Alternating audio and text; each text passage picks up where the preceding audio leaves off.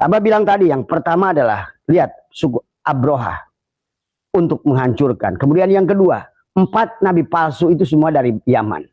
Kemudian fakta yang ketiga adalah mereka dari abad kedua saja sudah mulai menipu dengan mengaku duriat Rasul, baik di Yaman, di Mesir maupun terjadinya perang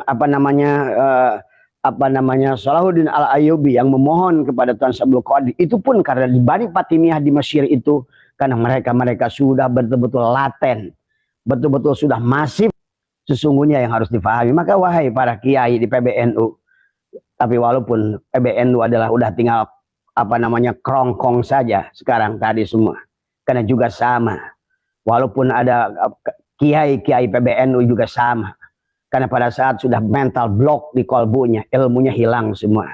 Kami tahu ahyar sudah hilang ilmunya itu. Cuma inilah hanya kebodohannya saja yang bicara tadi semua ya. Sungguh sayang tadi semua. Bahkan dia berani-berani mengangkat hampir 10 orang ditempatkan di PBNU.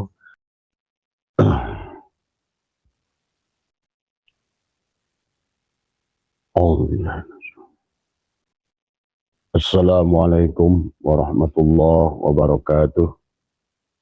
A'udzubillahi minasyaitonirrajim. Bismillahirrahmanirrahim. Alhamdulillahirabbil alamin wassalatu wassalamu ala asrofil anbiya'i wal mursalin sayyidina wa habibina wa syafi'ina wa maulana Muhammadin wa ala alihi wa sahbihi ajmain. Subhanaka la ilma lana illa ma 'allamtana innaka antal alimul hakim. La haula wa la quwata illa billahil aliyil azim. Selamat pagi sahabat dimanapun Anda berada. Semoga senantiasa panjenengan ada di dalam lindungan Allah Subhanahu wa Ta'ala, ada di dalam kesehatan. Mas Bambang, Mas Ridwan, dan teman-teman, pada pagi hari ini Abah tidak akan mengkaji lagi kajian kita sementara. Kita akan kembali memberikan spirit semangat dalam perjuangan kita menghadapi Ba'alwi ini. Karena tadi malam Abah kedatangan daripada tokoh-tokoh masyarakat, ada sekitar 30 orang ya, dari sekitar Bekasi, Kerawang ya, dan juga ada yang dari Bogor ya, bahwa yang yang kita tidak boleh lupakan dan tidak boleh membuat perjuangan ini adalah beku, tidak boleh membuat perjuangan ini adalah dengan diam ya. Karena memang betul yang disampaikan oleh tokoh-tokoh itu kepada Abah adalah bahwa terjadinya doktrinasi daripada Habib Yaman ini sudah lebih dari 100 tahun. Maka tidak mudah untuk membukakan mental block para muhibbin dan juga para sahabat-sahabat kita yang masih meyakini bahwa Ba'alwi itu adalah duriat Rasul. Maka oleh karena itu adalah modalnya adalah terus kita juga sampaikan tanpa dengan kekerasan, tapi terus sampaikan fakta, dan tetap Abah mengajak kepada siapapun jangan takut untuk menyampaikan kebenaran. Bahwa pada dasarnya kalau seandainya kita biarkan masalah ini kemudian mulai lelah di dalam berjuang, kemudian kita menganggap bahwa semuanya sudah selesai, maka sesungguhnya percayalah, semuanya masih jauh dari selesai, ya sahabat. Karena untuk membalikan atau menyadarkan sahabat-sahabat kita yang memang sahabat kita ini kasihan kalau menurut Abah. Karena siapapun mereka yang masih mendukung Ba'alwi ini adalah dengan sikap, dengan komen yang begitu kasar. Nggak ada bedanya dengan dunungan-dunungannya. Memang jongos-jongos Yaman ini juga sama kasarnya. Inilah kan buruknya. Sebenarnya kalau bagi orang yang sadar, sebenarnya kita saksikan sendiri bagaimana mereka itu membela Ba'alwi dengan cara-cara yang tidak etis dan cara-cara yang tidak beradab, ya sahabat. Maka oleh karena itu kata Abah, terus sampaikan kebenaran tanpa membuat fitnah, terus buka fakta-fakta, dan juga teruslah bicara di antara kita. Karena ternyata kenapa mereka itu adalah meyakini begitu kuat, karena sudah terjadi mental block. Kalau di dalam bahasa hipnosis itu adalah, maka inilah metodologi daripada mereka berdakwah. Kenapa menggunakan, kalaupun itu kisah khurafat, Kalau kisah khurafat itu diulang-ulang, tetapi kalau diterima dengan kebodohan, maka kisah khurafat itu menjadi sesuatu yang dahsyat, sahabat. Memang bagi orang yang memiliki kesadaran dan memiliki landasan ilmu, sesungguhnya apa yang disampaikan itu adalah bertentangan, berseberangan dengan logika, akal manusia, bahkan sebetulnya bertentangan dengan hukum-hukum Allah dan sunnah-sunnah Rasulullah, bahkan juga ijma ulama. Maka jangan aneh, bahkan mereka adalah, kalau secara umum kita boleh katakan, mereka sudah nggak takut dengan Allah. Bahkan mereka seolah-olah menjual Allah. Bahkan seolah-olah mereka itu benar-benar suatu kaum yang sudah seenaknya terhadap Allah. Tetapi inilah mereka tidak takut dengan dosa. Bahkan maaf, di dalam melakukan kegiatan apapun, bahkan mungkin Anda bisa saksikan sendiri dari pendakwah mereka itu yang kelihatannya bagaimana, tapi kan faktanya sekarang Anda bisa saksikan betapa banyaknya kasus masalah pelecehan seksual yang dilakukan oleh mereka, penipuan yang dilakukan oleh mereka. Belum lama ada Habib yang mencuri motor, dan begitu banyak sebetulnya, sahabat. Tetapi kembali yang disampaikan malam dari tokoh-tokoh Bogor yang mengatakan bahwa memang tidak boleh diam. Dan Abah juga mengembalikan kembali. Kemarin Abah bersilaturahim dengan Kiai Imaduddin. Dan kita doakan semoga beliau senantiasa diberikan kesehatan. Dan Abah juga berkumpul dengan tokoh-tokoh Banten di sana. Memang ini harus dikembalikan terus, tidak boleh. Karena terjadinya doktrinasi itu adalah secara terus menerus selama puluhan tahun, ratusan tahun. Maka kesalahan itu menjadikan sebuah kebenaran. Dan untuk membuka mental block itu juga sama dengan kita pun menyampaikan fakta-fakta kebenaran yang tidak boleh juga berhenti hanya sekali saja. Karena pada dasarnya untuk membukakan mental block itu adalah harus dengan repetition. Pengulangan. Karena kalau tidak demikian kasihan saudara-saudara kita. Karena mereka yang sudah menganggap dirinya adalah membela Balwi itu kan, kalau kita lihat dari cara dia berbicara, cara dia bikin komen pun udah kelihatan. Kalau misalnya Abah saja baru live, satu komen saja udah kelihatan mana dari pendukung Balwi. Dari bahasanya sudah kelihatan. Ini kan sudah kasihan saudara kita. Benar-benar sudah terkontaminasi dengan cara dan etika dan budi yang dipertunjukkan oleh tuan-tuannya mereka, ya sahabat. Nah inilah, wahai bangsaku, rakyat Indonesia, sadarlah bahwa NKRI dalam ancaman, tetapi kalian tidak menyadarinya karena menganggap suatu kesalahan itu yang sudah dilakukan berulang-ulang sehingga tidak sadar. Allah dihina, Rasulullah pun dihina, bahkan para ulama-ulama sekelas Imam Syafi'i, sekelas Tuan Syekh Abdul Qadir dianggap tiada nilainya dibandingkan dengan Faqih Muqaddam, dibandingkan dengan Imam Zain, Imam Abara, dan lain sebagainya dari Habib-Habib kalangan mereka. Mari kita, itulah mungkin barangkali kenapa baginda Nabi pernah bersabda, kembalikan orang Yaman itu adalah ke Yaman, ya sahabat. Sejarah Yaman ini tidak boleh dilupakan oleh dunia. Tidak boleh dilupakan. Karena pertama ada manusia, ada raja yang berkuasa di Yaman yang bernama Abroha. Itulah orang yang pertama ingin menghancurkan Ka'bah.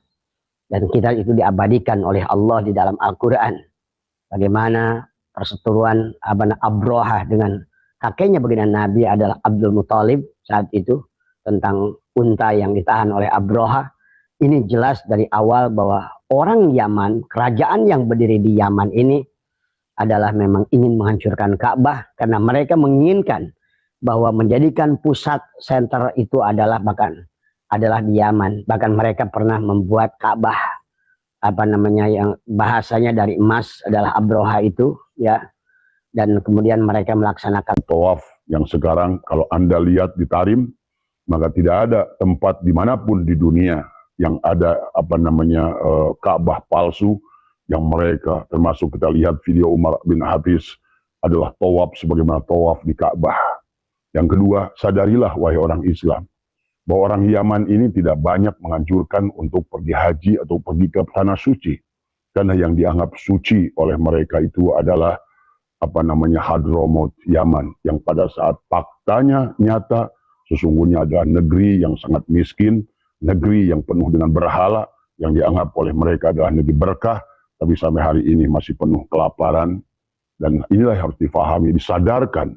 Karena karena berita yang disampaikan begitu lama, berita yang disampaikan diulang-ulang, kebohongan, akhirnya menjadikan sebuah keyakinan, ya sahabat. Saya belum lama, saudara saya sendiri adalah pergi ke Yaman dari semuanya. Dan inilah yang sebuah keanehan dari bahwa sesungguhnya bahwa saya sering dengar bahkan dulu, karena dulu Abah itu adalah sangat dekat dengan para habaib ini. Selalu memang yang dianjurkannya itu kita harus ziarah ke Tarim. Tetapi bagi orang yang ingin ziarah ke Tarim, dia harus banyak mengadakan tawasul kepada Faqih Muqaddam dengan kita mengharapkan. Tetapi sebenarnya kalau menurut Abah, kalau batin kita ini ada jernih sebenarnya tidak tidak usah membutuhkan kitab yang tebal-tebal, tidak usah membutuhkan keterangan yang banyak-banyak itu bagi orang yang belum kena dengan racun doktrinasi. Karena begitu mudah dilihat sebetulnya, sangat nyata dipandang mata dari perbuatannya, dari tata caranya, dari adabnya, dari akhlaknya. Tapi kembali pada saat sesuatu keyakinan itu sudah tumbuh karena doktrin, karena ketahuilah ada alam sadar dan alam bawah sadar. Pada saat alam bawah sadar kita sudah dikuasai dengan doktrinisasi, sahabat, maka inilah manusia itu adalah menjadi manusia bodoh, menjadi manusia dungu, menjadi manusia hilang akal. Maka kata Abah, maka inilah kemerdekaan bagi orang-orang yang mau melepaskan Ba'alwi itu. Kalian sebetulnya akan lebih jelas, akan lebih jernih akal kalian. Kenapa? Karena selama ini hanyalah doktrinisasi yang ditanamkan pada kalian. Nah, kita lihat lagi bahwa fakta sejarah yang pertama, pahami, jangan lupakan kisah Abrohah, ya, yang benar-benar ingin menghancurkan Ka'bah. Kalau Anda silakan, kan Anda tahu ya surat Al-Fil, ya, kisahnya. Yang kedua, dari 4 nabi yang palsu, semuanya itu datang dari Yaman. Nabi yang palsu, ya. Kemudian juga sama yang terjadi di Mesir, Banu Fatimiyah, kemudian juga sama yang terjadi di Afrika. Semuanya sama, sahabat, di abad kedua dan ketiga. Yang mengakui dirinya adalah Dzurriyyat Rasul itu adalah sama. Tujuan awalnya mereka adalah pertamanya ekonomi. Semuanya ekonomi. Karena pada saat seseorang itu menyandarkan dirinya kepada Dzurriyyat Rasul, maka jangan aneh, Habib-habib yang Indonesia ini juga sama tujuannya ekonomi. Karena Abah sekian puluh tahun mengalami hal semacam itu. Batu cincin yang harusnya harganya 50.000, dia minta jual 1 juta. Kemudian juga tasbih yang seharusnya adalah dengan harga yang cuma 50.000 dijual sekian ratus ribu. Kemudian juga kaligrafi yang sebenarnya hanya tiada picisannya. Mereka itu sebetulnya adalah merampok, meminta, ya. Bahkan kepada Abah itu dulu ada Habib hijau, ada Habib merah. Kalau datang ke rumah, datang keliling. Kemudian Abah ditanya, ada apa Bib? Ya keliling aja di rumah. Habis itu nuliskan angka 99999. Dia bilang apa? Rumah ini akan kebakaran tapi harus bayar kifarat 9.999.099. Ketahuilah, dan mungkin Abah akan sedikit bicara pengalaman sebenarnya adalah luar biasa, ya. Yang sudah maaf ya. Ini ada telepon tapi nggak tahu cara mematikannya. Ya itu ya, biarkan saja lah, karena nggak tahu dari mana matikannya. Itu ya sahabat, ya, jadi bahwa karena Abah itu dulu sangat baik kepada Habib ini, ya semua. Bahkan ada yang Abah hajikan, ada yang Abah umrohkan, tadi semua. Tetapi maaf nih. Tapi adalah sampai berombongan-rombongan, sampai pernah datang 4 mobil dari Jawa Timur. Begitu Abah bangun pagi, jam 4, jam 3, mereka sudah tiduran di halaman rumah, di beranda rumah. Itu belasan Habib yang datang. Padahal baru kemarin Abah memberikan seseorang untuk umroh. Ternyata beritanya kepada teman-temannya kemana-mana, ya sahabat. Jadi Abah itu udah ngomong ini bukan ngomong asal ngomong, tapi adalah merupakan, kata Abah juga, hampir 1 miliar yang mereka udah menjual berbagai macam, udah menipu berbagai macam, bahkan ada ibunya yang dijual. Dia katakan ibunya dalam kecelakaan, ibunya, padahal kita, karena Abah kenal semua Habib di Bekasi ini, juga hampir rata-rata datang ke rumah Abah juga semuanya. Ternyata begitu dicek, ternyata enggak. Ada yang bilang bangun majelis, kemudian mereka ternyata majelisnya hanya majelis orang yang dipoto dari semua. Ya, inilah ya sebetulnya kalau disadari oleh kalian, benar-benar nyata penjajahan. Bahkan mereka berani memanjat pagar rumah Abah itu jam 3 pagi. Kemudian memaksa minta uang. Kemudian Abah mau berangkat waktu itu adalah ke Cina. Dia bilang, saya doakan supaya selamat penerbangan. Saya bilang, udah, doakan saya jatuh saja. Karena saya ingin tahu doa kalian ini benar apa enggak. Ternyata bullshit semuanya, sahabat. Kalau kalian ingin main ke rumah Abah, menyaksikan bagaimana tuh barang-barang yang dijual seenaknya oleh dia, inilah yang harus kalian sadari semua. Itu mustahil Dzurriyyat Rasul, sahabat. Mereka itu sama sebagaimana dulu adalah rampok-rampok, adalah orang-orang yang tidak beradab, yang tidak beretika. Itulah juga yang dikatakan hubdejong. Siapa mereka? Mereka itu rentenir, mereka itu kasar, mereka itu menipu, dan lain sebagainya. Dan kemudian lihat dari fakta bahwa sesungguhnya berapa kali mereka meminta Belanda untuk menetapkan mereka sebagai sayyid. Jadi sayyid yang diminta, yang dipolakan oleh Belanda. Ini kan aneh bin ajaib. Ya tolonglah, maka kepada sahabat-sahabat semua, saudara-saudara dimanapun berada seluruh tanah air, sayangi negeri ini. Kalau penjajahan berupa senjata, masih mending kita. Begitu perang terjadi, mana yang kalah, mana yang menang jelas. Tapi penjajahan berupa adab, penjajahan berupa etika, penjajahan berupa agama, doktrinisasi, ini secara hukum susah ditangkap. Karena tadi, apalagi di negara-negara seperti negara kita ini. Ya sekarang pun fakta-fakta yang ada, berapa banyak Habib yang ngerampok, Habib yang nipu, yang nyuri motor, Habib yang masalah dengan perempuan. Tapi kembali sampai hari ini faktanya juga beda dengan kepada orang biasa. Ini juga kembali karena di polisinya sendiri sudah banyak orang-orang yang sudah mukibin, jadi sahabat. Di tentara juga sudah banyak yang mukibin. Di pemerintahan juga sudah banyak orang mukibin. Dia nggak paham bagaimana sesungguhnya. Dan mereka tidak mau belajar tadi semua. Abah bilang tadi yang pertama adalah, lihat suku Abroha untuk menghancurkan. Kemudian yang kedua, 4 nabi palsu itu semua dari Yaman.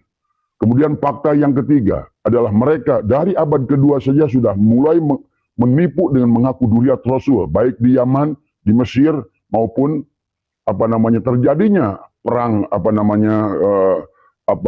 Salahuddin Al-Ayyubi yang memohon kepada Tuan Abdul Qadir. Itu pun karena di Bani Fatimiyah di Mesir itu, karena mereka sudah betul-betul laten, betul-betul sudah masif tadi semua adalah yang bahaya itu kan tadi.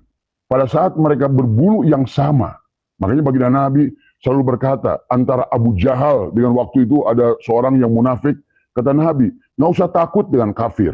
Kalau kafir itu jelas, ya, kalau kafir itu jelas musuh kita berani hadapi, nggak berani, kita ngambil strategi. Tapi kalau berwujudnya munafik, agamanya seperti sama dengan Islam, yang dibicarakannya seperti sama, tapi tujuannya beda, pola pikirnya beda, kemudian juga tata caranya beda. Bahkan pelan-pelan agama dirusak. Kalau menurut Abah, yang dihancurkan adalah bukan hanya fikih, tapi tauhid. Maka itulah Bung Karno pernah berkata, sahabat, kata Bung Karno, bahwa sesungguhnya telah terjadi kebodohan kepada bangsa ini pada saat manusia dituhankan. Ini yang akan mendekati kepada kemusyrikan. Betul, Abah setuju dengan itu. Karena kalian seolah-olah tidak ada lagi hasbunallah wa ni'mal wakil itu. Mencari wasilah yang salah, bergantung pada akar yang lapuk dengan adab-adab yang lucu. Mereka kadang-kadang jadi jongos-jongosnya, mau ngantar-ngantar mereka ke orang-orang kaya. Inilah sesungguhnya yang harus difahami. Maka wahai para kiai di PBNU, tapi walaupun PBNU adalah udah tinggal kerongkong saja sekarang tadi semua. Karena juga sama. Walaupun ada kiai-kiai PBNU juga sama. Karena pada saat sudah mental block di kolbunya, ilmunya hilang semua. Kami Miftahul Ahyar sudah hilang ilmunya itu. Cuma inilah hanya kebodohannya saja yang bicara dari semua ya. Sungguh sayang dari semua. Bahkan dia berani-berani mengangkat hampir 10 orang ditempatkan di PBNU. Sesungguhnya kalianlah, hai ulama-ulama PBNU yang menjadikan bahwa sebuah mereka semakin kuat. Dan Abah berharap kepada Pak Prabowo, jangan gunakan salah satu pun dari mereka One Team Press. Coba buka, lihat betapa sejarah Yaman saja buka. Dan bagaimana sejarah Indonesia dari mulai Habib Utsman bin Yahya. Bagaimana sikap mereka. Dan fahami ya, ini siapa mereka itu. Nah itu pahami tolong ya. Kemudian juga tentang Bani Jurhum. Ternyata setelah dipelajari oleh Profesor Masanam Ali. Yang orang-orang yang merusak Ka'bah. Yang selalu menyimpan berhala-berhala itu ternyata juga Bani Jurhum. Ternyata setelah dipelajari, Bani Jurhum juga ternyata adalah orang Yaman. Inilah maka pantas baginda Nabi bersabda, pulangkan orang Yaman itu ke Yaman. Ya, dari catatannya Sunok Horgronyo. Walaupun Sunok Horgronyo menggunakan Habib Utsman bin Yahya, tetap kepada internalnya sendiri yang ngasih tahu, hati-hati orang ini. Islamnya beda dengan Said-Said yang kita lawan di waktu perang Diponegoro. Tadi semua, mereka punya komitmen, mereka punya kejujuran. Mereka adalah tidak akan pernah bisa diajak damai. Tapi orang ini mudah diajak damai, kata Sunok Horgronyo. Tapi hati-hati, dia bisa berbalik menyerang kita. Itulah dulu kenapa Sunok Horgronyo mendatangkan Muhammad Sukarti dari Sudan. Karena dia juga sudah bingung berhadapan dengan Habib-Habib Yaman ini. Karena nggak bisa dipegang. Dan selalu menuntut adalah bahwa sesungguhnya mereka adalah Sayyid. Nah ini. Tetapi demi untuk mempertahankan status di Indonesia. Ini wahai bangsaku, coba mulailah buka mata kalian tadi semua dengan sejarah. Nabi palsu, kemudian juga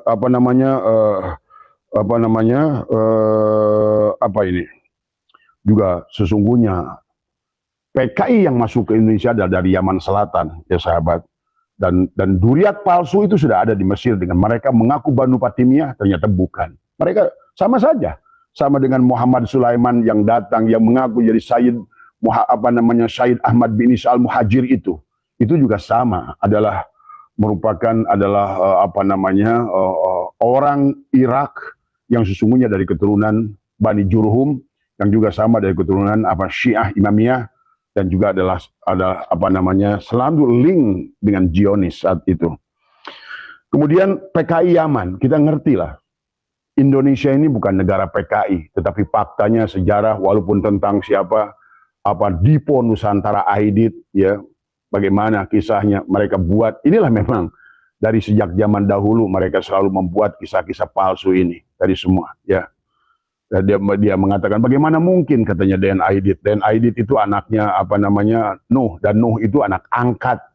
Itu masa ada anak angkat dan tetapi kemudian kalau soal begini sahabat lihat saja secara mutawatir pengakuan 2 orang anak putranya daripada Den Aidit sendiri mengatakan bahkan saya mendapatkan silsilah dari Pak Ilham, yang dia mengatakan waktu saya masih ada videonya Jakarta Lawyer Club, dia menyebutkan silsilahnya sampai kepada Ubaidillah. Itu jelas sahabat ya, itu kan dari anaknya. Jadi kita udah ngerti lah tadi semua tentang Barokbah itu bagaimana dan semua. Jadi ya mudah-mudahan, tapi ini memang tidak bisa membukakan mental block tadi semua. Yang sudah ada mental block itulah. Karena alam bawah sadar mereka itu sudah melihat bahwa Habib ini mulia, Habib ini benar, dan itu tidak mudah sahabat. Maka oleh karena itu, dari tadi malam teman-teman dari Ormas bidang kesenian, kemudian dari Ormas ini yang mengatakan tokoh masyarakat, mengatakan, karena dia dengar Abah udah jarang bicara tentang duriat. Bukan Abah bukan nggak mau dengar bicara duriat, karena sekarang sudah banyak ahli. Sekarang kalau menurut Abah segalanya ada ahlinya, ya. Tukang pijit ada ahlinya. Maka kalau orang Kiai Abdul Ahyar itu ngomongin nasab nggak pas. Kiai Sukron Makmun karena bukan ahlinya.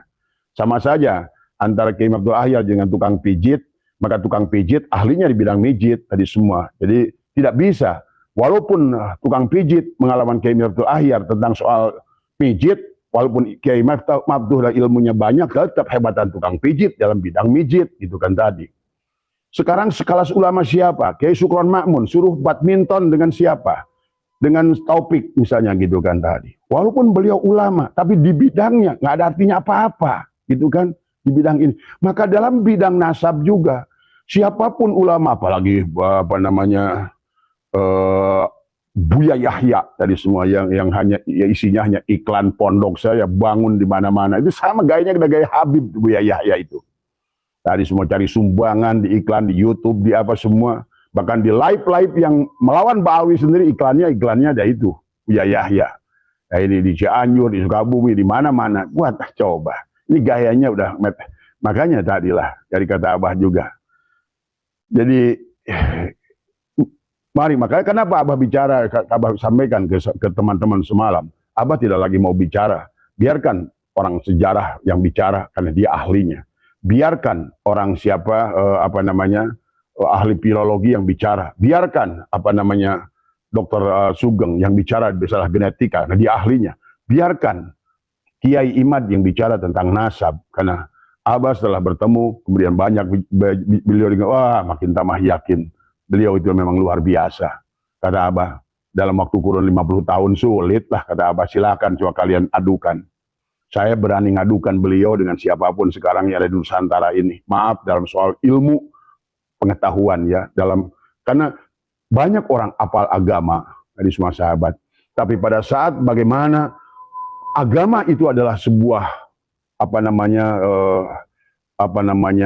sebagaimana yang banyak beliau tulis itu kalau menurut Abah adalah pemahaman agama yang komprehensif, yang demikian itu susah sahabat, apalagi memahami 12 pan dan dituliskan kitabnya dengan 12 pan.